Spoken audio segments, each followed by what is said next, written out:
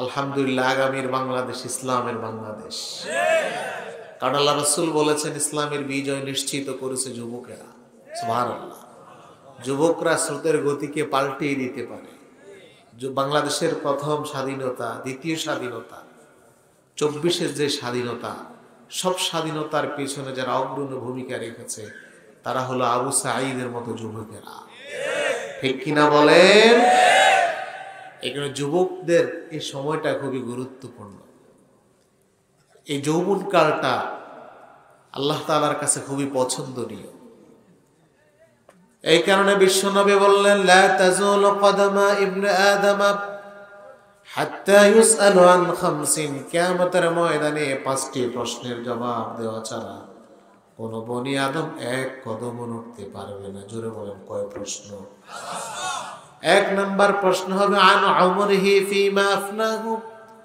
বান্দা জবাব দিয়ে যাও, তোমাকে যে জীবন দিলাম 60, 70, 100 বছর, তুমি এই জীবনটাকে কোন কাজে ব্যয় করেছো? জবাব দিয়ে যাও। গোটা জীবনের প্রশ্ন করার পরে এই জীবন থেকে আল্লাহ তাআলা একটা নির্দিষ্ট সময়কে আলাদা করে প্রশ্ন করবেন। ওয়ান শাবাবিহি ফিমা আবলাহু।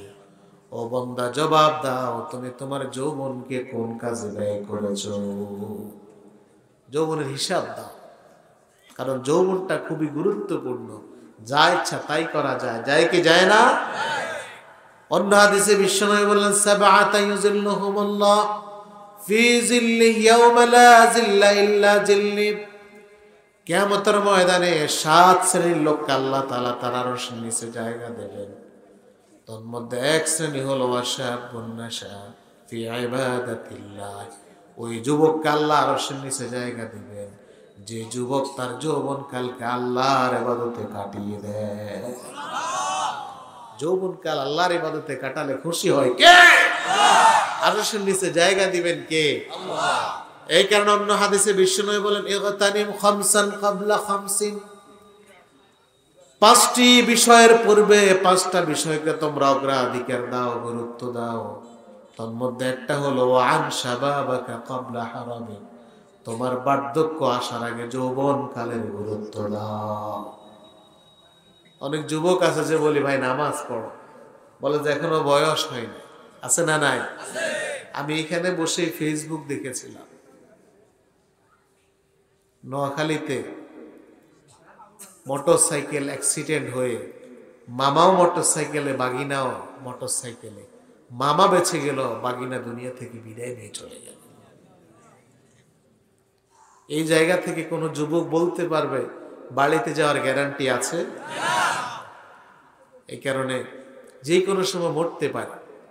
আর বৃদ্ধকাল হলো এমন কাল যে বৃদ্ধকালে আপনার মন চাইবে রবকে একটু খুশি করার জন্য লম্বা নামাজ পড়ে, কিন্তু শরীর কাবার করে না, গিরাটা আগের মতো বাঁকা হয় না, লম্বা সময় দাঁড়ানো যায় না, আগের মতো উপবাস থেকে রোজা থাকা যায় না, দীর্ঘ সিজদা করা যায় না।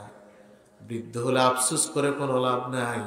এই কারণে নবীজি বললেন, তোমার বার্ধক্য আসার আগে যৌবনকালকে তুমি গুরুত্ব দাও। এখন আমরা যুবকদেরকে দেখতে চাই, যুবকরা ইসলামকে প্রতিষ্ঠার জন্য অগ্রণী ভূমিকা পালন করবে। কি বলেন, ঠিক না? হাফিজ ভাই বলেছেন, আজকের মাহফিলে আসার পরে কোরআনের এই মাহফিলের জন্য যুবকদের যে উৎসাহ উদ্দীপনা আমরা দেখেছি। কিন্তু আমরা বিগত সময় দেখেছিলাম যে বিগত 16 বছর যুবকরা ইয়াবাসক্ত, যুবকরা স্লোগান দেয় অমুক নেতার চরিত্র ফুলের মতো পবিত্র, কিন্তু নামাজ নাই। কিন্তু আজ যুবকদেরকে দেখেছি, যুবকরা নারায়ে তাকবীর আল্লাহু আকবার স্লোগান দিয়েছে। এই স্লোগান যদি অব্যাহত থাকে, আগামী দিনে এই অঞ্চলে কোরআনের রাজ কায়েম হবে। আমার ভাইয়েরা, সেজন্য প্রয়োজন যুবকদের হিম্মত, যুবকদের সাহস। রাসূল করিম সাল্লাল্লাহু আলাইহি ওয়াসাল্লাম কালেমার দাওয়াত যখন দিয়েছিলেন, টার্গেট করেছেন যুবকদেরকে। কারণ আল্লাহ রাসূল চিন্তা করেছেন যুবকরাই সমাজ বদলাতে পারে। ঠিক কিনা বলেন? বিশ্বনবী নবুয়তের 9 বছর দাওয়াত দিয়েছেন, তেমন মানুষ কালেমা গ্রহণ করে নাই। নবীজি চিন্তা করলেন যুবকদেরকে একটু দাওয়াত দিতে চাই। তখনও হজের মৌসুম ছিল। আল্লাহ রাসূল মিনার প্রান্তরে গেলেন এক তাঁবুর মধ্যে, গিয়ে 9 জন যুবককে পেলেন। জোরে বলেন কয়জন? 9 জন যুবককে নবীজি বললেন, ও যুবকেরা বাড়ি কোথায়? যুবকেরা বললেন, আমাদের বাড়ি হলো ইয়াসরিব। নবী বললেন, কোন গোত্র থেকে এসেছো? তারা বললেন, আমরা আউস খাজরাজ গোত্র থেকে এসেছি। এবার নবীজি বললেন, কোন কারণে তোমরা এসেছো? যুবকেরা বললেন, 2 কারণে আমরা এসেছি। 1 নাম্বার কারণ হলো হজ করার জন্য এসেছি। 2 নাম্বার হলো আমরা শুনতে পেয়েছি মক্কার জমিনে সর্বশেষ নবীর আগমন ঘটেছে, ওই নবীকে এক নজর দেখার জন্য এসেছি। আল্লাহ নবী বললেন, হজের কাজ তো তোমাদের চলছে, আর যেই নবীকে দেখার জন্য তোমরা এসেছো সেই নবী তোমাদের সামনে দাঁড়িয়ে আছে। এবার এই যুবক থেকে হজ শেষেরা চলে গেল। পরের বছর আল্লাহ রাসূল আবার দাওয়াত দিতে গেলেন যুবকদেরকে মিনার প্রান্তর। 9 থেকে 2 জন মাইনাস হলো, আরো 5 জন যোগ হলো। 7 আর 5 কত হলো? এই 7 5 12, 12 জন সবাই যুবক। আল্লাহু আকবার। আল্লাহ রাসূল এই যুবকদেরকে ডাকলেন, ডেকে কয়েকটা নসিহত করলেন। আজ বর্তমান এই সময় আমাদের যুবকদের জন্য এই নসিহতগুলো খুবই প্রয়োজন। 1 নম্বর নসিহত বিশ্বনবী বলেন, লা তুশরিকু বিল্লাহ। ও যুবকেরা, আল্লাহর সাথে কাউকে অংশীদার করবা না, আল্লাহর ইবাদত করবা। আল্লাহ কয়জন? একজন। যে যুবক আল্লাহর দরবারে মাথা নত করবে, ওই যুবক আল্লাহ ছাড়া কারো দরবারে মাথা নোয়াতে পারে না। লা তুশরিকু বিল্লাহ, আল্লাহর সাথে কাউকে শরীক করবা না। যে লোকটা মনে করবে আল্লাহ সব কল্যাণ ও কল্যাণের মালিক, ওই যুবক কোনোদিন আনন্দ উৎসব করার জন্য কোনো মা দুর্গা দেবীর অনুষ্ঠানে যেতে পারে না। যে যুবক আল্লাহর কাছে মাথাটা নোয়ায়, ওই যুবক কোনো মাজারে গিয়ে মাথা নোয়াতে পারে না। যুবক শুধু একজনের কাছেই মাথা নত করবে, তিনি কে? আল্লাহ। আল্লাহ রাব্বুল আলামিন কোরআন অন্য জায়গায় বললেন, ফামান কানা ইয়ারজু লিকা রাব্বিহি ফালইআমাল আমালান সালিহান ওয়া লা ইউশরিক বিইবাদাতি রাব্বিহি আহাদা। কেউ যদি আল্লাহর সাক্ষাৎ পছন্দ করে, সেজন্য 2টি কাজ করে। 1 নাম্বার হলো নেক আমল করবে, 2 নাম্বার আল্লাহর ইবাদত করবে, আল্লাহর সাথে কাউকে অংশীদার করতে পারবে না। এই ঘোষণা কার? আরো জোরে বলেন, এই ঘোষণা কার? শিরক করে। আল্লাহ রাসূল বলেছেন, লা তুশরিক বিল্লাহ ইন কুতিলতা ওয়া হুররিকতা। তোমাকে যদি টুকরো টুকরো করা হয় অথবা আগুনের মধ্যে পড়া হয়, এরপরে আল্লাহর সাথে কাউকে শরীক করতে পারবে না। ঠিক কিনা বলেন? আজকে তুমি মানুষকে দেখানোর জন্য হজ করবা, উমরা করবা, আবার দাদা বাবুদের কথায় ধরে যারা আলেম ওলামা তাদেরকে মারবা। আল্লাহর কসম তুমি ইমানদার নয়। যে হজ উমরা করলে আল্লাহর দরবারে মাথা নোয়া, সে কি বলতে পারে মা দুর্গা দেবী সকল কল্যাণ ও কল্যাণের মালিক? বলেন, বলতে পারে কেউ এটা? ফেরাউনের যখন রাজত্ব চলে, একজন দুর্বল মহিলার ইমানের চিত্র দেখে গোটা দেশে ফেরাউনের রাজত্ব, কিন্তু ফেরাউনের কন্যার একটা দাসী ছিল। এই মহিলাটা ছিল ইমানদার। সুবহানাল্লাহ বললেন না? একদিন সে ফেরাউনের কন্যার মাথায় চুল আঁচড়াচ্ছিলেন, হঠাৎ হাত থেকে চিরুনি পড়ে গেল। চিরুনি হাতে নিতে বললেন বিসমিল্লাহ। কার নাম নিলেন? আল্লাহর নাম। এখন ফেরাউনের মেয়ের তো মেজাজ গরম, সবাই আমার বাবার নাম নিয়ে কাজ শুরু করে, আর আমার কাজের মহিলা সে আল্লাহর নাম নেয়। বললেন, ও মহিলা, তুমি আল্লাহর নাম বাদ দিয়ে যদি আমার বাবার রব না মানো, আমি তোমার বিরুদ্ধে আমার বাবার কাছে নালিশ করব। তুমি তো জানো আমার বাবার শাস্তি কত ভয়ঙ্কর। সঙ্গে সঙ্গে ওই কাজের মহিলা বললেন, ও ফেরাউনের কন্যা, তুমি আমাকে কিসের ভয় দেখাও? তুমি তোমার বাবার কাছে গিয়ে বিচার দিলে দিতে পারো, আমার কোনো আপত্তি নাই। আমি এমন আল্লাহর উপরে ঈমান এনেছি যে আল্লাহর উপরে ঈমান আনা যায়, ছেড়ে দেওয়া যায় না। ফেরাউনের কন্যা সোজা গিয়ে ফেরাউনের কাছে নালিশ করলেন, যা আমার এই কাজের মহিলা আপনাকে মানে না, সে তার আল্লাহরে মানে। তার 2টা সন্তান ছিল, ফেরাউন বন্দী করলেন। লোহার ডেকচি, তৈল গরম করছে, টকবক করে তৈল ফুটছে। বলছেন, মহিলা ওই জ্বলন্ত তৈলের দিকে তাকাও, যদি তুমি ঈমান ছেড়ে আমার রব না মানো, তোমার সামনে তোমার সন্তানদেরকে হত্যা করব, তারপর তোমাকে হত্যা করব।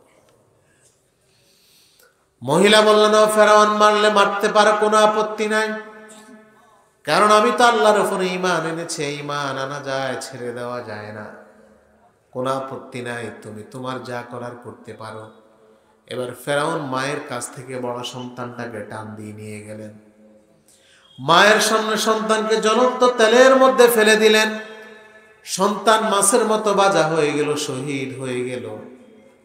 এবার দুধের সন্তান তারা টান দিলেন, যে সন্তান এখনো কথা বলতে পারে না। দুধের সন্তানের প্রতি মায়ের একটা আলাদা টান থাকে। মহিলার মনটা একটু নরম হতে লাগলো, কারণ দুধের বাচ্চাকে মা এত বেশি আদর করেন। শীতের রাতে যখন বারবার সন্তান বিছানার মধ্যে পেশাব করে দেয়, একজন মা নিজে ভিজা জায়গার মধ্যে ঘুমাইয়া নিজের দুধের সন্তানটারে বুকের মধ্যে জায়গা করে দেয়। এমন দুধের বাচ্চাটাকে যখন টান দিয়ে নিয়ে যেতে লাগলেন, ফেরাউনের প্রতি মহিলার মনটা নরম হতে লাগলো। যেই দুধের বাচ্চা এখনো কথা বলতে পারে না, আল্লাহ তাআলা দুধের বাচ্চার জবান চালু করে দিলেন। দুধের বাচ্চা মাকে বললেন, মা, ফেরাউনের কাছে সারেন্ডার করা যাবে না, আমরা যদি মরে যাই শহীদ হয়ে যাব, এরপরে আমাদের জন্য আল্লাহর জান্নাত অপেক্ষা করছে। মহিলার ঈমানটা আরো মজবুত হয়ে গেল। এবার ফেরাউন মহিলার কাছ থেকে ছোট বাচ্চাটাকে নিয়ে জ্বলন্ত তেলের মধ্যে ফেলে দিয়ে শহীদ করে দিলেন। একজন অসহায় মায়ের 2টা সন্তান শেষ হয়ে গেল। মহিলা ঈমান থেকে এক চুল পরিমাণ নড়ে যায় না। এবার মহিলাকে ধরলেন, নির্যাতন শুরু করলেন। মহিলার চোখ দিয়ে পানি বের হলো। ফেরাউন বললেন, ও মহিলা, কষ্টের যন্ত্রণা সইতে না পেরে কাঁদো কেন? আমার কাছে নত হয়ে যাও, আমি তোমাকে মাফ করে দেব। মহিলা বললেন, ও ফেরাউন, তুমি আমাকে ভুল বুঝবা না, আমার চোখ দিয়ে যে পানি বের হয় এটা কোনো কষ্টের পানি নয়, দুঃখের পানি নয়, এটা হলো আনন্দের পানি।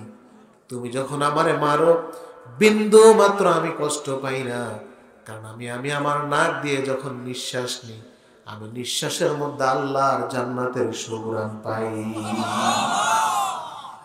এখানে ইমানদারকে যখন ফাঁসির কাস্টে নেওয়া হয়, ইমানদার হাসে, কাঁদে না, ঠিক কিনা বলেন?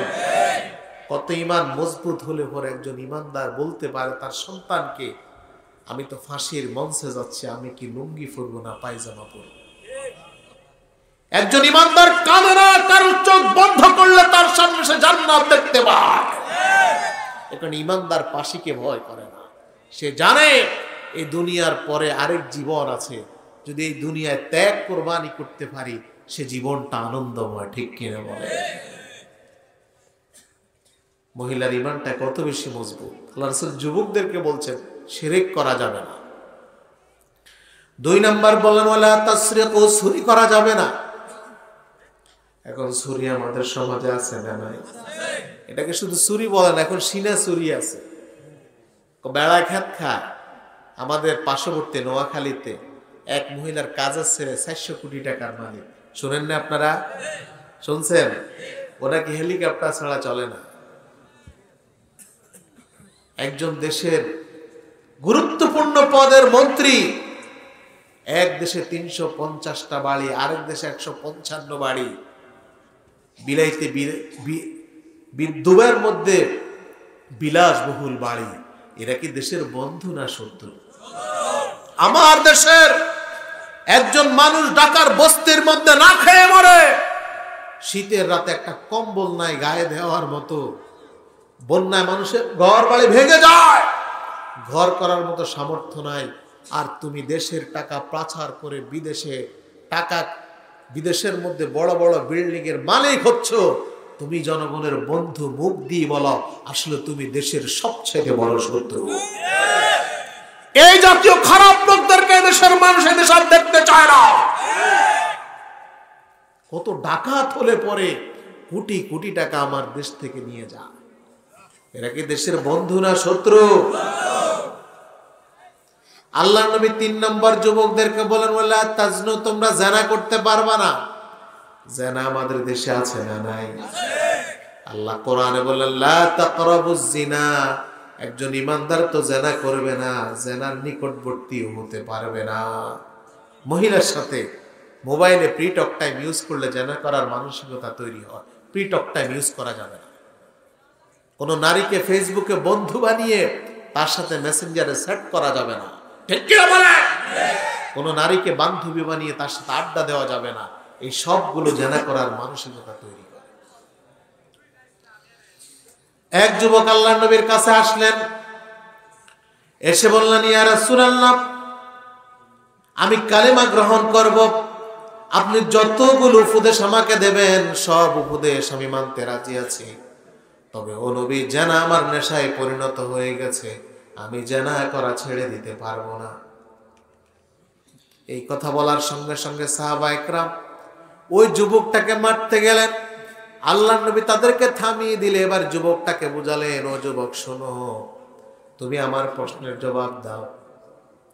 তোমার মায়ের সাথে যদি কেউ জিনা করে তোমার কাছে কেমন লাগবে? ওই যুবক বললেন, ও নবী, কোনদিন এটা আমি বরদাস্ত করতে পারবো না। আল্লাহ নবী বললেন, তোমার কন্যার সাথে যদি কেউ জিনা করে তুমি কি করবা? ওই যুবক বললেন, এটা কিছুতে আমি মেনে নেব না। তোমার স্ত্রীর সাথে যদি কেউ জিনা করে তুমি কি করবা? ওই যুবক বললেন, ইয়া রাসূলুল্লাহ, আমি তারে মেরে ফেলবো, ছেড়ে দেব না। এবার আল্লাহ নবী বললেন, তুমি যাদের সাথে জিনা করো সে তো কারো না কারো মা, কারো না কারো স্ত্রী, কারো না কারো বোন, মেয়ে। তোমার যেমনি ভাবে কষ্ট লাগে তাদেরও তো কষ্ট লাগে। এবার এই যুবক মধ্যে অনুশোচনা আসলো আর বলে উঠলেন, ইয়া রাসূলুল্লাহ, এভাবে তো আমি কোনোদিন চিন্তা করি নাই। ও নবী, আমি আমার জীবনের ভুল বুঝতে পেরেছি, আপনি আমাকে ক্ষমা করে দেন, কালেমা পড়াইয়া দেন, আমি আমার জীবনে কোনোদিন জিনা করব না। একজন যুবক নারীর ইজ্জত লুণ্ঠন করা তো দূরের কথা, বরঞ্চ নারীর ইজ্জত রক্ষার জন্য একজন যুবক অতন্দ্র প্রহরীর ভূমিকা পালন করবে, সেরকম যুবক আমরা দেখতে চাই। ঠিক কিনা বলেন? আল্লাহ রাসূল যুবকদেরকে বলছেন, ওয়ালা তাজনু, তোমরা জিনা করবে না। আল্লাহ রাসূল বলছেন, কাউকে অবজ্ঞা করবে না, ভালো কাজ করতে গিয়ে কারো অবাধ্য হবে না। প্রিয় ভাইরা আমার, সুতরাং যুবকদেরকে নিয়ে আল্লাহ রাসূলের কর্মসূচি ছিল, আর যুবকরা যদি ইসলামের জন্য, কোরআনের জন্য এগিয়ে যায়, আমাদের এই সোনার বাংলাদেশ, স্বাধীন বাংলাদেশ সার্থক হবে। কিন্তু যুবকরা যদি পিছিয়ে যায়, ইয়াবশক্ত হয়ে যায়, তাহলে বাংলাদেশ একবার, দুইবার, তিনবার নয়, বারবার স্বাধীন হলেও স্বাধীনতার সফলতা তারা পাবে না। যুবক ভাইদেরকে বলতে চাই, এই বাংলাদেশের দিন কায়েমের জন্য, স্বাধীনতা রক্ষার জন্য আমরা কি প্রস্তুত? প্রিয় ভাইরা আমার, আজকে যে ফাউন্ডেশন, অনেক মুরব্বীরা আছেন যে হুজুর আজকে যুবকদেরকে নিয়ে শুরু করছি, আমাদের কথা বলে না কেন? এই মুরব্বীরা একসময় যুবক ছিল কি ছিল না? আরো জোরে বলেন। হযরত আয়েশা রাদিয়াল্লাহু তাআলা আনহা বলছেন, ওনার একদিন খালা হবে অথবা মামি হবে। আল্লাহ রাসূলের হুজরাতে আসলেন, এসে আল্লাহ রাসূল তো জামাই, বলছেন যে, ইয়া রাসূলুল্লাহ, আপনি বলুন তো একটু সহজ কিছু আমল আমাকে বলেন যাতে আমি জান্নাতে যেতে পারি সহজ। তো বুড়ি ছিল, বয়স্ক মহিলা। আল্লাহ রাসূল বলছেন যে, কোনো বুড়ি তো জান্নাতে যাবে না। আয়েশা রাদিয়াল্লাহু তাআলা আনহার ওই খালা একটু মর্মাহত হলেন, কেঁদে দিলেন। আয়েশা রাদিয়াল্লাহু তাআলা আনহা বললেন যে, ইয়া রাসূলুল্লাহ, আমার এই খালার অপরাধ কি? আপনার কাছে চাইলে যে কিছু নসিহতের জন্য, আমল করে যেন জান্নাতে যেতে পারে, আপনি বললেন যে বুড়ি জান্নাতে যাবে না, কি এমন অপরাধ করেছে? আল্লাহ রাসূল বলেছেন, এই বুড়ি যখন জান্নাতে যাবে তখন বুড়ি থাকবে না, যুবতী হয়ে যাবে, বুড়া লোকটা যুবক হয়ে যাবে। এখানে যারা বৃদ্ধ মানুষ, এরাও একদিন যুবক হবে যেদিন জান্নাতে প্রবেশ করবে। ঠিক কিনা বলেন? তাহলে আরেকবার যুবক হওয়ার সুযোগ আছে না নাই? সেজন্য ভালো আমল করতে হবে। নিজের সন্তান যুবক কম্বলের ভিতরে শুয়ে আছে, ওরে তুলে দিতে হবে, যা মসজিদে গিয়ে নামাজ আদায় কর। ঠিক কিনা বলেন? নিজের যুবক সন্তান যখন নেতার পিছনে স্লোগান দেয়, যদি উল্টা পাল্টা নেতার পিছনে স্লোগান দেয়, কান বাড়া একটা দিয়ে বলতে হবে যে হাফিজ ভাইয়ের পিছনে যা, বলা যাবে না, কথা বলেন। এইরকম ভূমিকা যদি আপনি রাখতে পারেন, তাহলে আপনাকে যুবক বানিয়ে জান্নাতে নিয়ে যাবে কে? আল্লাহ। আমার ভাইয়েরা, যে ফাউন্ডেশন মানব কল্যাণের জন্য কাজ করে, আল্লাহ রাসূল বলেন খায়রুন নাস মান ইয়ানফাউন নাস, তোমাদের মধ্যে ওই ব্যক্তি সর্বোত্তম যে মানুষের কল্যাণের জন্য কাজ করে। সুবহানাল্লাহ বললেন না? মানুষের উপকার করা এটি অনেক বড় সওয়াবের কাজ। আমরা তো শুধু নামাজই সওয়াবের কাজ মনে করি, নামাজ তো পড়লে সওয়াব হবে, কিন্তু মানুষের উপকার, পরোপকার, এটা খুবই গুরুত্বপূর্ণ। আমরা বিগত 16 বছর দেখেছি মানুষের উপকার না মানুষের কানালা বাঁশ দেওয়া। জোরে বলেন। বাঁশ, এটা তো কানা নাই আল্লাহ বাঁশ, এটা কানাওয়ালা বাঁশ কারে বলে? কিন্তু আমার ভাইয়েরা, মানুষের উপকার করতে হবে শিখিয়েছেন মুহাম্মদ রাসূলুল্লাহ। আল্লাহ নবীর গুণ ছিল তিনি মানুষের উপকার করতেন। বিশ্ব নবীর উপর যখন ওহী নাযিল হলো, আল্লাহ নবী ওহীর চাপ সইতে না পেরে খাদিজা রাদিয়াল্লাহু তাআলা আনহার ঘরে এসে বললেন, জাম্মিলুনি জাম্মিলুনি, খাদিজা তুমি আমারে কম্বল দাও, আমি তো জ্বরে আক্রান্ত। খাদিজা চিন্তা করলেন এই মানুষটি এত হতাশ হওয়ার কারণ নয়, কারণ কি? এই মানুষটি তো কখনো এত হতাশ হয় না। চাচাতো ভাই ওয়ারাকা ইবনে নাওফেলের কাছ থেকে জেনে আসলেন এটাই হলো সর্বশেষ নবীর আলামত। এবার খাদিজা বিশ্ব নবীকে সান্ত্বনা দিচ্ছেন, কাল্লা ওয়াল্লাহি আবশির, হে নবী আপনি কখনো হতাশ হবেন না, এটা আপনার জন্য সুসংবাদ। সুবহানাল্লাহ। ইন্নাল্লাহা লা ইউখজিকাল্লাহু আবাদা, নিশ্চয় রব্বুল আলামিন কোনদিন আপনাকে অপমানিত করবে না। ও নবী আপনার মধ্যে এমন কিছু গুণ আছে যে গুণের কারণে আল্লাহ কোনদিন আপনারা অপমানিত করবে না। আপনার 1 নাম্বার গুণ হলো ইন্নাকা লা তাসিলুর রাহিমা, আপনি আত্মীয়তার সম্পর্ক রক্ষা করেন। ওয়া তাহমিলুল কাল্লাব, আপনি মানুষের বোঝা বহন করেন। ওয়া তাকরিদ দাইফ, আপনি মেহমানদারি করেন।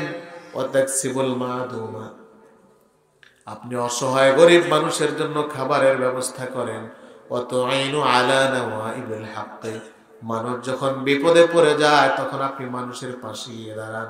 ওয়া তাসদুকুল হাদিস, নবী ইতিমধ্যে 15 বছর আমি আপনার সাথে সংসার করেছি, আপনি জীবনে কোনোদিন মিথ্যা বলেন নাই, সব সত্য বলেন। আপনার এত গুণ থাকতে আল্লাহ আপনাকে অপমানিত করবে না।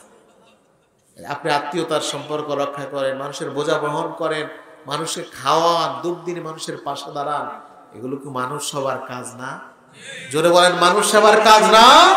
হযরত খাদিজা আল্লাহ রাসূলের এই গুণগুলি বর্ণনা করছেন আর বলছেন 15 বছর সংসার করে দেখেছি আপনি একটা মিথ্যাও বলেন নাই। সুবহানাল্লাহ। কার স্ত্রী বলতে পারবে আমার স্বামী 15 বছরে কোনো কথা বলে নাই, মিথ্যা কথা বলে নাই? আমাদের স্ত্রীরা কি আমাদের এই সার্টিফিকেট দিতে পারবে? হ্যাঁ? কেউ যদি গিয়ে বলে যে স্ত্রীকে আপনার স্বামী কেমন, উপর দিয়ে বলে যে খুব ভালো মানুষ, আর ভিতরে ভিতরে কে তো নম্বর 1 সিটে, বিয়ে হয়েছে আজকে 20 বছর এখন আমার মোহরে দেয় নাই, এরকম মানুষ আছে না নাই? আছে না? কথা বলেন। আমি আমাদের বাড়ির পাশে দোকানে একদিন চা খাইতে বসছি, 20 জনের মতো হবে মুরব্বী। তা আমি বললাম ঠিক আছে আপনাদের 60-এর উপরে বয়স সবার। আমি বললাম কে কে মোহর দিচ্ছেন স্যার বললেন তো। এখন মুরব্বীরা হ্যাঁ, তা আবার আরেক জামিলা বাজা। তাই বলে আচ্ছা বলেন তো কে কে মোহর দিচ্ছেন। একজনে বললো যে কি এর মোহর, হের অপারেশন 5 লাখ টাকা শেষ। অপারেশনের 5 লাখ আর মোহর কি এক কোনোদিন? বলেন এক না। আরেকজনে বললো যে 500 টাকা মোহর, এটা দিয়ে দিব অসুবিধা নাই।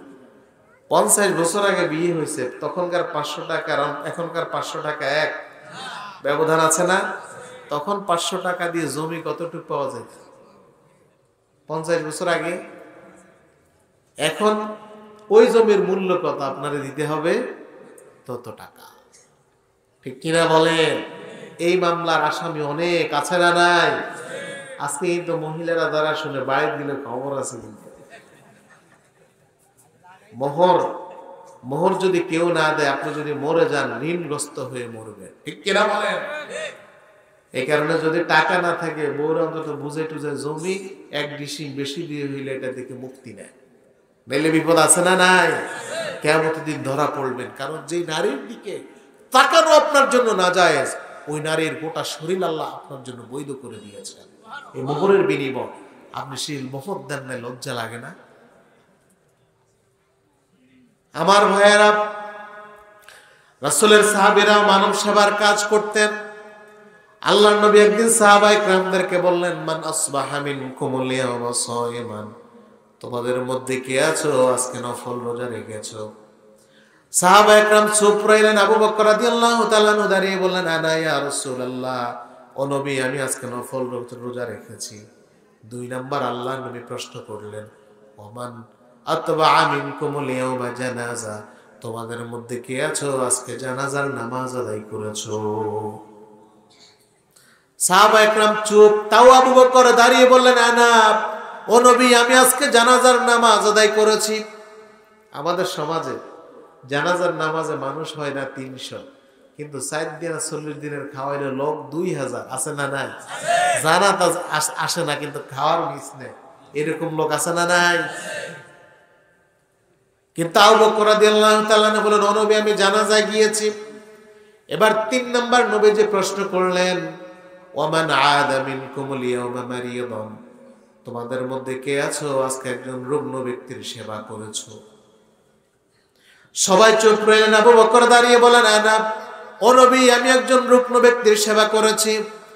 4 নাম্বার নবী যে প্রশ্ন করলেন, ওয়ামান আতআমা মিনকুমুল ইয়াওমা মারিয়াদান, তো ওমান আতআমা মিনকুমুল ইয়াওমা মিসকিনান, তোমাদের মধ্যে কে আছো একজন মিসকিনের মুখের মধ্যে খাবার তুলে দিয়েছো? সাহাবায়ে কেরাম চুপ রইলেন। আবু বকর রাদিয়াল্লাহু তাআলা আনহু দাঁড়িয়ে বলেন, আনা ইয়া রাসূলুল্লাহ, ও নবী আমি একজন মিসকিনের মুখের মধ্যে খাবার তুলে দিয়েছি। আল্লাহর নবী 4টা প্রশ্ন করলেন, 3টাই হলো মানব সেবার সাথে জড়িত। 4 প্রশ্নে আবু বকর বললেন, ও নবী আমি। আল্লাহর নবী বললেন, যেই লোকটা এতগুলো ভালো কাজ একসাথে করলো, মৃত্যুর পরে আল্লাহ অবশ্যই তাকে জান্নাত দিয়ে দিবে। আপনাদের এই ফাউন্ডেশনের যে রিপোর্ট পেশ হচ্ছে, আমি দেখেছি সেখানে মানব সেবার কাজ আছে না নাই? বন্যার মানুষদেরকে সাহায্য করেছে, পড়ালেখার জন্য সাহায্য করেছে, রোগীকে সাহায্য করেছে। এই কারণে যে মানব কল্যাণ, মানবতার এতগুলো কাজ করে, এই মানব কল্যাণের সাথে আমরা জড়িত হওয়া দরকার আছে না নাই? إذا جاء نصر الله والفتح ورأيت الناس يدخلون في دين الله أفواجا فسبح بحمد ربك واستغفره إنه كان توابا। এটা হলো বিজয়ের সূরা। বিজয়ের পরে কি করণীয় এই সূরার মধ্যে আছে না নাই? এই সূরা হলো এমন সূরা, কোরআনের সর্বশেষ পরিপূর্ণ যে সূরা নাজিল হয়েছে সেটা হলো সূরা নসর। সুবহানাল্লাহ বলেন। এই কারণে কোরআন জানতে হলে আগে শুদ্ধ করে সূরাগুলো তেলাওয়াত প্রয়োজন। কারণ যে ব্যক্তি কোরআনের তেলাওয়াত যত বেশি পারবে তার মর্যাদা বাড়িয়ে দিবে কে? আল্লাহ। কোরআনের কারি যারা, কিয়ামতের ময়দানে আল্লাহ তাদেরকে বলবেন, ইকরা ওয়ারতাকি, কোরআন পড়ো আর উচ্চ মর্যাদায় সমাসীন হও। অরাত্তিল কামা কুনতা তুরাত্তিল ফিদ দুনিয়া, ওইভাবেই কোরআন পড়ো দুনিয়ার মধ্যে যেইভাবে তুমি কোরআন পড়েছিলে। কোরআনের কারি, কোরআন পড়বে যত পড়বে মর্যাদা যিনি উপরে উঠিয়ে দিবেন তিনি কে? এক আয়াত পড়বে একটু উপরে, আরেক আয়াত পড়বে আরেকটু উপরে। সুবহানাল্লাহ।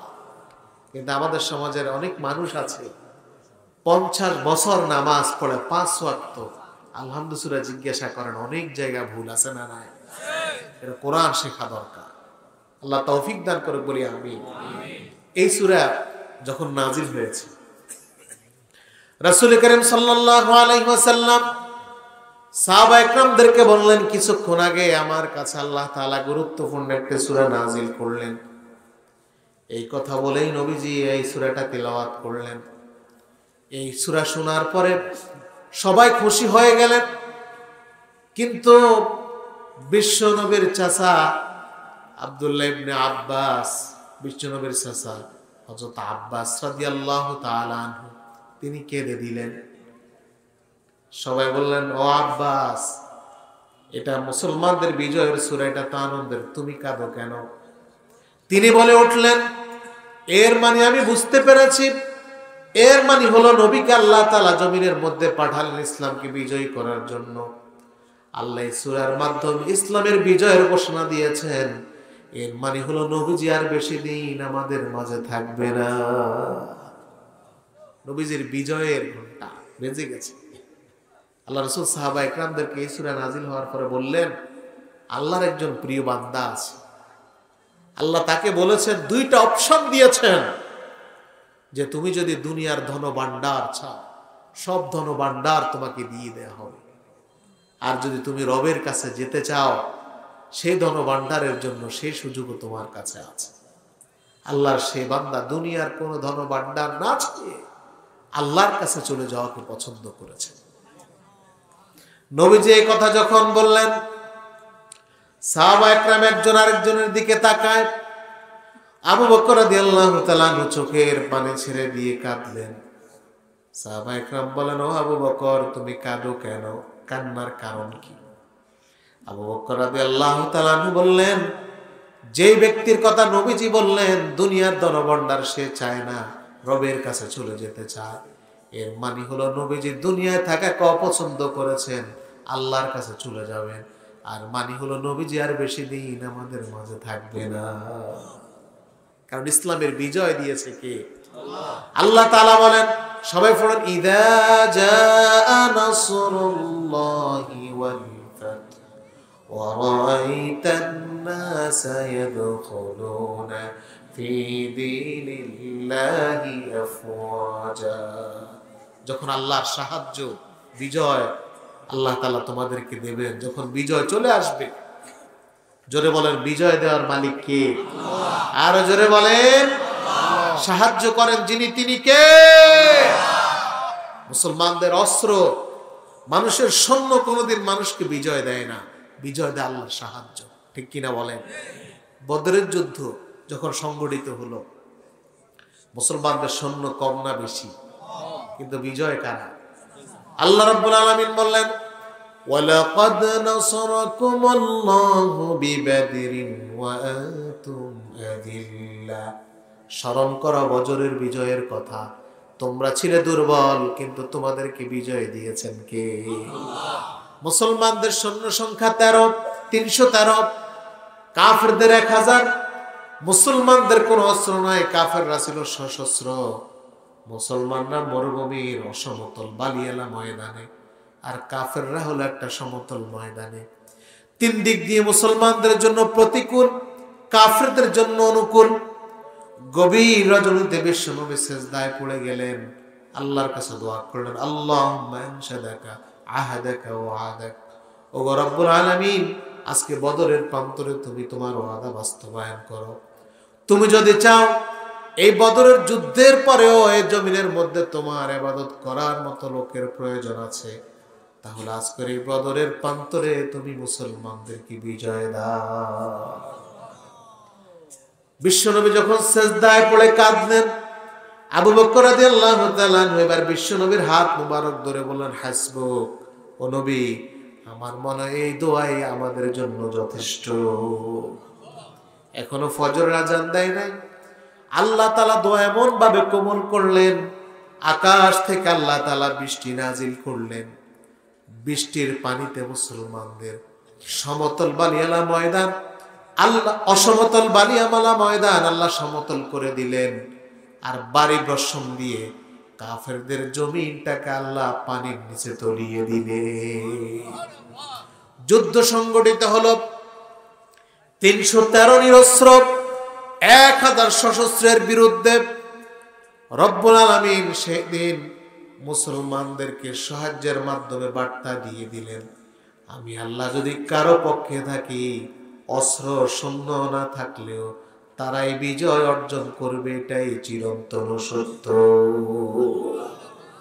তাহলে বিজয় দেওয়ার মালিক কে? আমরা 24-এর স্বাধীনতা আপনারা দেখেছেন, ডানে অস্ত্র, ভাবে অস্ত্র, সামনে অস্ত্র, পেছনে অস্ত্র ছিল না, কথা বলেন। আমি তখন ঢাকা, একজন মহিলা তার দুধের বাচ্চা নিয়ে রাস্তায়, ওই মাকে প্রশ্ন করা হয়েছে আপনি দুধের বাচ্চা নিয়ে রাস্তায় কেন এসেছেন?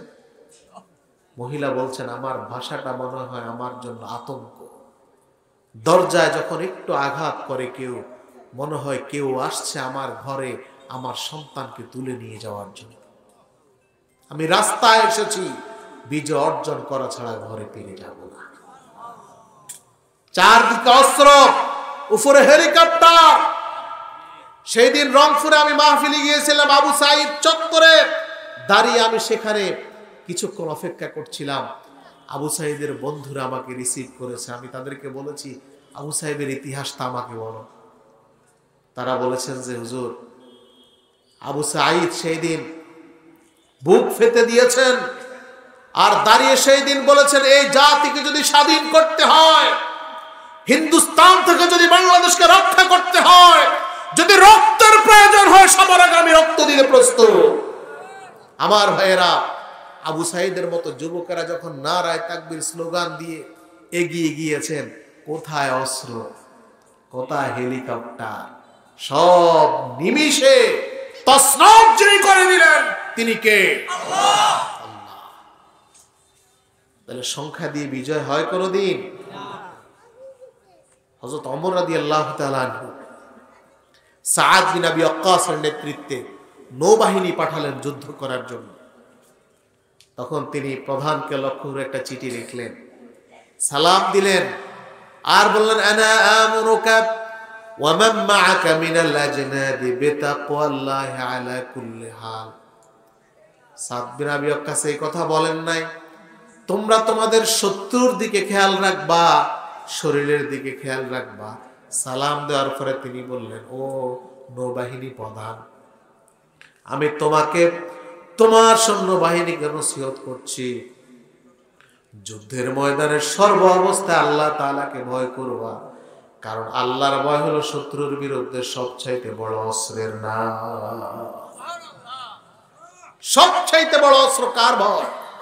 আর জোরে বলেন কার ভয়? আল্লাহর। তিনি বলেছেন শত্রু থেকে তোমরা যত না দূরত্বে থাকবা, তোমরা গুনাহ থেকে এর চাইতে দূরে থাকবা। তোমার শত্রু তোমার যত না ক্ষতি করতে পারে, তোমার গুনাহ তোমার আরো বেশি ক্ষতি করতে পারে, ঠিক কিনা বলেন? তাহলে বিজয় কে দেয়? আল্লাহ।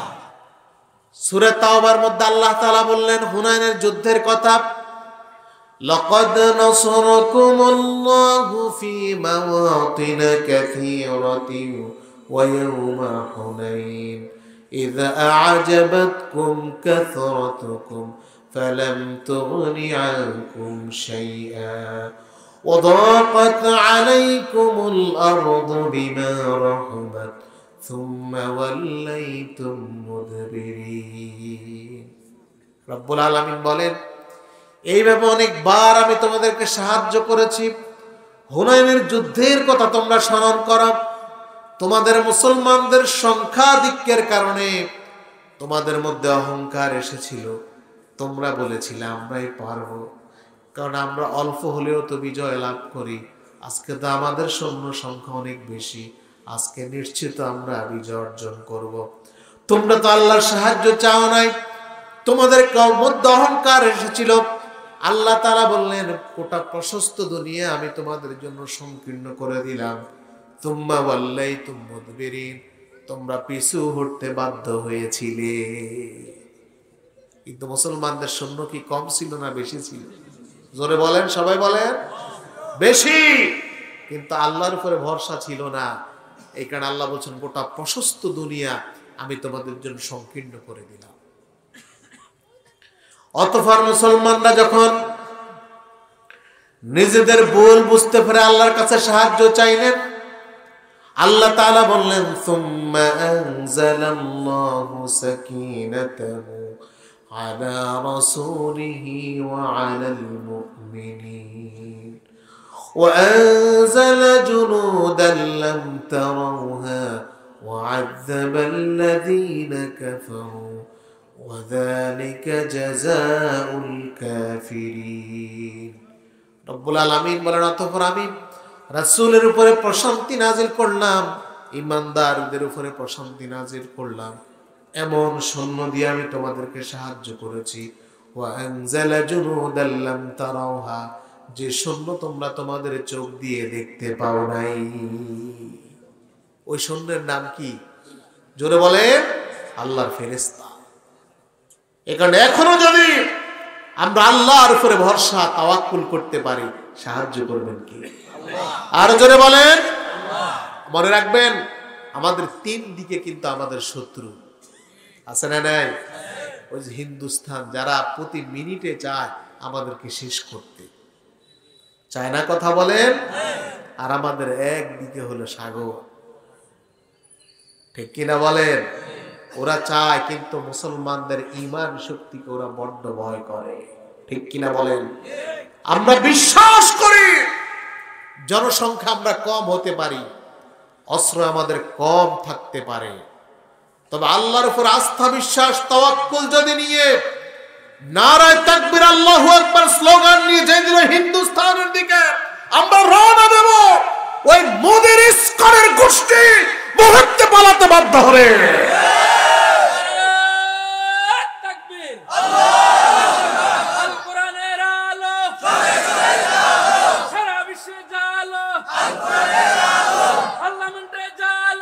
আমার ভাইয়েরা, আমার ভাইয়েরা, সুতরাং আমরা শুধু ভয় করি কাকে? আরো জোরে বলেন, কাকে? আমরা শুধু একজনের কাছে সাহায্য চাই, তিনি কে? দুনিয়ার কোন শক্তিকে আমরা তোয়াক্কা করি না। আমাদের ভাই অ্যাডভোকেট সাইফুল ইসলাম আলিফ চট্টগ্রামে রক্ত দিয়ে সেই দিন সূচনা করেছেন, হিন্দুস্তান বিজয়ের জন্য আমি রক্ত দিয়ে সূচনা করেছি, যুবকেরা এগিয়ে আসো, রক্ত লাগবে, রক্ত দাও। এই হিন্দুস্তান মুসলমানদের ছিল, মুসলমানদের জন্যই এই হিন্দুস্তান উন্মুক্ত করা হবে। সেটা আলিফ রক্ত দিয়ে সূচনা করেছে। সেজন্য আমরা যারা যুবক রয়েছে, ঘুমিয়ে থাকার সুযোগ নাই। প্রতিনিয়ত মুসলমানদের বিরুদ্ধে ওরা চক্রান্ত করছে। এখানে যেমনি ভাবে আমরা গভীর রাতে আল্লাহ তাআলার কাছে কাঁদবো, তেমনি ভাবে ঈমানের শক্তিতে বলিয়ান হয়ে আমরা আমাদের মুসলমানদের সাহায্যের জন্য এগিয়ে যেতে চাই। রাজি আছেন? আমার ভাইরা, বিজয় দেয় কে? আল্লাহ রাব্বুল আলামিন সে কারণে বললেন, ইযা জাআ নাসরুল্লাহি ওয়াল ফাতহ ওয়া রাআইতান নাসা ইয়াদখুলুনা ফি দীনিল্লাহি আফওয়াজা। অসুবিধা আপনাদের? হে নবী, আপনি তখন দেখবেন দলে দলে মানুষ কোন দিকে প্রবেশ করে? জোরে বলেন, ইসলামের দিকে। যে লোকটা আগে ভয়ে আতঙ্কিত থাকতো, মশা যখন গুনগুন করতে মনে করতে যে মনে হয় বোম পড়ে, এরকম লোক আছে না? ওই লোকটাও কিন্তু এখন সামনের সারিতে এসে বলে, আরে আমি আছি, আছে না নাই? কিন্তু ত্যাগী যারা, ওরাই আসল, ঠিক কিনা বলেন? এখানে বদরি সাহাবী অথবা ইসলাম বিজয়ের আগের মুসলমান আর বিজয়ের পরের মুসলমানের মান কি সমান? সমান নয়। আল্লাহ বলছেন, আপনি দেখবেন দলে দলে মানুষ ইসলামের দিকে প্রবেশ করে, কারণ এখন ইসলামের বিজয়। এবার আল্লাহ কিছু করণীয় ঠিক করেছেন। আপনি যখন বিজয় হবেন, তখন দাম্ভিকতা অহংকার দেখানো যাবে না, ঠিক কিনা বলেন? বিজয় হওয়ার পরে তো সবাই বলে, আমি করেছি, তুমি করেছো ঘোড়ার ডিম। বিজয় কে দিয়েছে? জোরে বলেন, কে দিয়েছে? আল্লাহ দিয়েছেন। এখন কত লোক আছে নিজেকে দাবি করে যে আমি এটার প্রধান ছিলাম, কিন্তু ইতিপূর্বে আমরা দেখেছি ওরে কোনোদিন দূরবীন দিয়ে খুঁজে পাওয়া যায় নাই। এরকম লোক আছে না নাই? কিন্তু আল্লাহ বলছেন, এই মুহূর্তে অহংকার করার সুযোগ নেই, এই মুহূর্তে গর্ব করার কোনো সুযোগ নাই। কারণ যারা অহংকারী, যারা গর্ব করে, এদেরকে আল্লাহ কখনো ভালোবাসে না, ঠিক কিনা বলে? তবে একটা কথা বলে রাখি আগে, আপনি যখন বিজয় পাবেন, তখন যারা মূলত দায়িত্বশীল, যারা ইসলামের সৈনিক, ওদের একটা কাজ হলো যে শত্রুতামি তৈরি না করা, আমাকে আগে কেউ একটা মাইর দিয়েছে, আমি 10টা দেব না। ক্ষমার নীতি অবলম্বন করা, এটা কে শিখিয়েছেন? আর শিখিয়েছেন মুহাম্মদুর রাসূলুল্লাহ সাল্লাল্লাহু আলাইহি। তবে হ্যাঁ, যারা দাগী আসামি ওরে ছাড়া যাবে না, ঠিক কিনা বলেন? ইসলাম বিজয় হওয়ার পর আল্লাহ রাসূল সাধারণ ক্ষমা করেছেন। আল্লাহ রাসূল মক্কার মানুষগুলোকে এক জায়গায় ডাকলেন। আল্লাহ রাসূল যখন মক্কাতে পা রাখলেন, সবাই পালায় যে মুহাম্মদ তো আসছে। কারণ ওদের ভেতরে বড্ড ভয়, যে মুহাম্মদরা আমরা দেশ থেকে বের করে দিয়েছি, মুহাম্মদ তো আমাদেরকে ছাড়বে না। সবাই নবীজির কথা শুনে পালায়। এক বুড়ি বোঝা কাঁধে নিতে পারে না। নবীজি এসে বললেন, বুড়িমা আপনি কই যান? বুড়ি বললেন, আমি মুহাম্মদের ভয়ে পালাচ্ছি। এই দুষ্ট মানুষটার উপর আল্লাহর গজব পড়ো, এই মুহাম্মদের কারণে আজকে আমাদের এই দুরবস্থা। বুড়ি জানে না এই লোকটাই হলো মুহাম্মদ। আপনি আমি হইলে কি করতাম? বলি ঠিক না, কয়টা দিতাম যে আমার তুই গজব দেশ। কিন্তু নবীজি এই কথা না বলে বুড়িকে বললেন, বুড়িমা আপনি যদি অনুমতি দেন বোঝা কাঁধে নিয়ে আমি আপনাকে এগিয়ে দিয়ে আসবো। বুড়ি নবীজির কথায় রাজি হলেন। নবীজি বোঝা কাঁধে নিয়ে গিয়ে দেয়। আর বুড়ি যেতে যেতে বলে, মুহাম্মদ ধ্বংস হোক, যে মুহাম্মদের কারণে আমাদের এই দুরবস্থা। কিন্তু বুড়ি তখনও জানে না যে মুহাম্মদকে বুড়ি গালি দেয়, ও মুহাম্মদ তার বোঝা তাকে কাঁধে দিয়ে নিয়ে এগিয়ে দেয়। পাহাড়ের নিকটে চলে গেলে এবার লোকেরা বললেন, ও বুড়ি তুমি কাকে নিয়ে আসলাম? যে মুহাম্মদের ভয়ে আমরা পাহাড়ের মধ্যে পালালাম, ওই মুহাম্মদকে তুমি নিয়ে আসলা। বুড়ি বললেন, এই লোকটাই নাকি মুহাম্মদ। যদি মুহাম্মদ হয়ে থাকে, পুরা পথ আসতে আসতে আমি শুধু তারে গালি দিয়েছি, সুযোগ ছিল সে আমাকে মারতে মারে নাই, উল্টা আমার বোঝা আমারে এগিয়ে দিয়েছে। সারা জীবন আমি মুহাম্মদের বিরুদ্ধে শুনেছি, কিন্তু আমার জীবন আজকে প্রথম আমি মুহাম্মদকে দেখেছি। এই লোকটা কোনোদিন খারাপ হতে পারে না। আমি তোমাদের সামনে কালেমা পড়ে মুসলমান হয়ে গেলাম। এখানে মানুষের মন যদি জয় করতে হয়, বন্দুকের নল দিয়ে মন জয় করা যায়? আপনি যদি মসজিদের ইমাম সাহেবের কাছে গিয়ে বলেন, হুজুর পিস্তল দেখছেন, দোয়া করবেন না গুল্লি করবেন? হুজুরে ডরে, আচ্ছা ঠিক আছে ঠিক আছে, আর ভিতরে ভিতরে কয়েকের উপর আসমানি ঠাড়া করবে, বলে না বলে না? আর যদি আপনি হুজুরের কাছে গিয়ে দোয়া চান, সুন্দর করে হুজুর আমার জন্য দোয়া করবেন, আর হাতের ভিতরে 1000 টাকার কসকচ একটা নোট দিয়ে দেন, দোয়া অটো বের হয়। দোয়া কি তখন আর চাওয়া লাগে? মানুষের সাথে ভালো ব্যবহার করে মানুষের মন জয় করা যায়। আপনি মানুষকে মারবেন, কাটবেন, দিনের ভোর রাতে মারবেন, আপনি মনে করেছেন আপনি সেরা। আপনি এটা এত কিছু করার পরেও মানুষের মন তো জয় করতে পারেন না, জুলুম করে। 16 বছর পরে হইলেও নানার বাড়িতে গিয়ে পালন লাগছে, ঠিক কিনা বলেন? এই কারণে মানুষকে মেরে মানুষের মন জয় করা যায় না। যাদেরকে আপনি নিধন করার পরিকল্পনা করেছেন, আজকে দেখুন তাদের পক্ষে গণজোয়ার তৈরি হয়েছে। আল্লাহ নবী এবার মক্কার মানুষদেরকে এক জায়গায় ডাকলেন, বুঝে সবাই এদিকে আসে। এবার নবীজি বললেন, তোমরা বলো আমি তোমাদের সাথে কি ব্যবহার করব, কি আচরণ করব তোমাদের সাথে, তোমরাই বলো। মক্কার মানুষেরা বললেন, ও মুহাম্মদ তুমি তো ভালো মানুষ। নবীজি আবার স্মরণ করিয়ে দিলেন, কিন্তু তোমরা শুনে রাখো, তোমরাই আমার দেশ থেকে বের করে দিয়েছো, তোমরাই বলো তোমাদের সাথে কি ব্যবহার করব। মক্কার মানুষেরা বললেন, হে মুহাম্মদ তুমি ভালো মানুষ, তোমার বাবাও ভালো ছিল, তোমার দাদাও ভালো ছিল, চাচাও ভালো ছিল, তুমি ভালো বংশের মানুষ। আজকে আমরা তোমার কাছে প্রত্যাশা করি তুমি আমাদেরকে মাফ করে দেবা। নবীজি বললেন, আজ তোমাদের প্রতি আমার কোনো প্রতিশোধ নাই। আকুলু কামা ক্বালা ইউসুফ, আজকে সে কথাই আমি তোমাদেরকে বলবো যে কথা ইউসুফ তার ভাইদেরকে বলেছিলেন। ইউসুফ আলাইহিস সালামের ভাইরা ইউসুফকে কোথায় ফেলে দিয়েছেন? কুফে।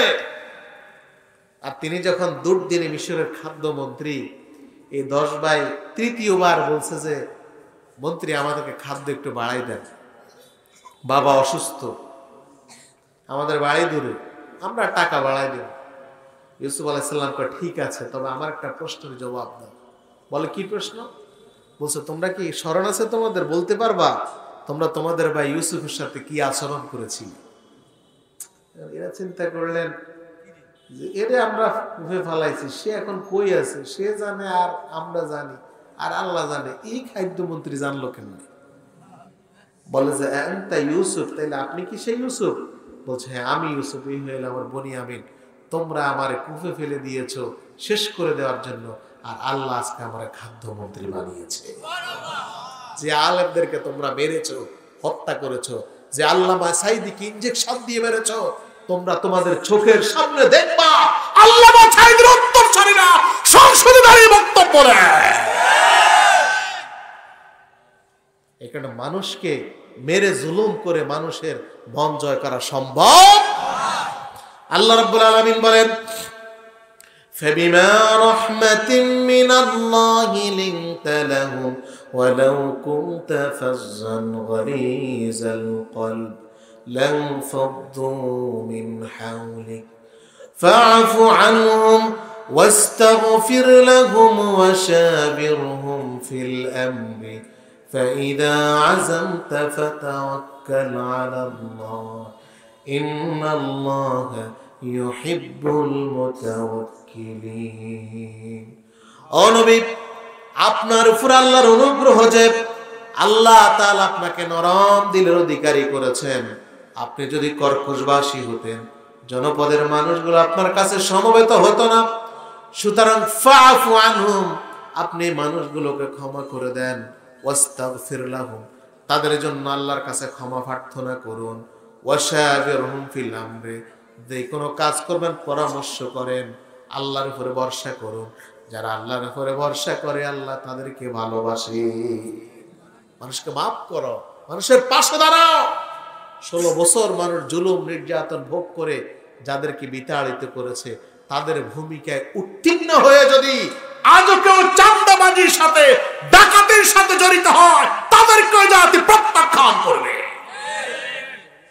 ঠিক কিনা বলেন? আমরা কোনো জুলুম দেখতে চাই না। দেখতে চান? আমরা আর কোনো ডাকাত দেখতে চাই না, আমরা কোনো চাঁদাবাজ দেখতে চাই না।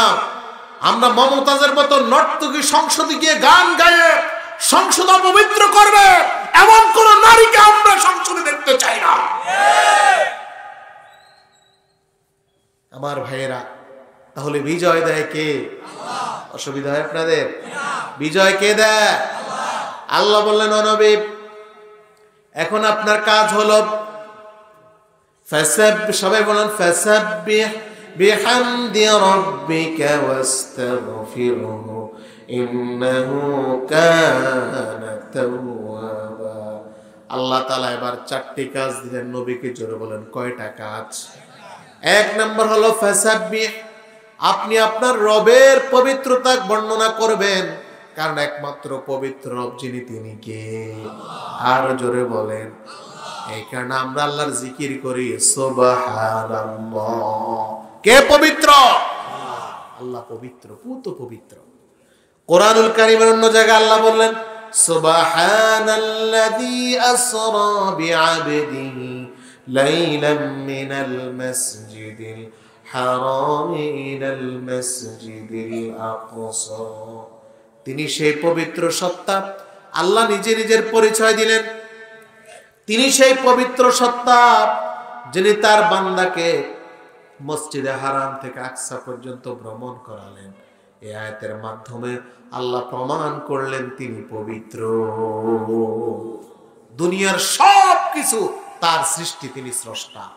তিনি কোনো সন্তান জন্ম দেয় নাই, কারো থেকে জন্ম নেন নাই। এই দুনিয়ার সব কিছু থেকে যিনি পবিত্র তিনি কে? আল্লাহ রাসূল যখন কালেমার দাওয়াত দিচ্ছে, তখন কাফেররা আল্লাহ রাসূলকে বিভ্রান্ত করার জন্য প্রশ্ন করছেন, মুহাম্মদ তুমি যে রবের দাওয়াত দিচ্ছ, ওই রব কোন বংশের মানুষ? ছেলে মেয়ে কয়জন? বাবাকে? নাউযুবিল্লাহ বললেন না। এই জাতীয় বিভ্রান্তিকর প্রশ্ন যখন তারা নবীজিকে করলেন, আল্লাহ তাআলা নিজে ওহী নাজিল করে প্রশ্নের জবাব দিয়ে দিলেন। সবাই পড়ুন, কুল হুয়াল্লাহু আহাদ আল্লাহুস সামাদ লাম ইয়ালিদ ওয়া লাম ইউলাদ ওয়া লাম ইয়াকুল লাহু কুফুয়ান আহাদ।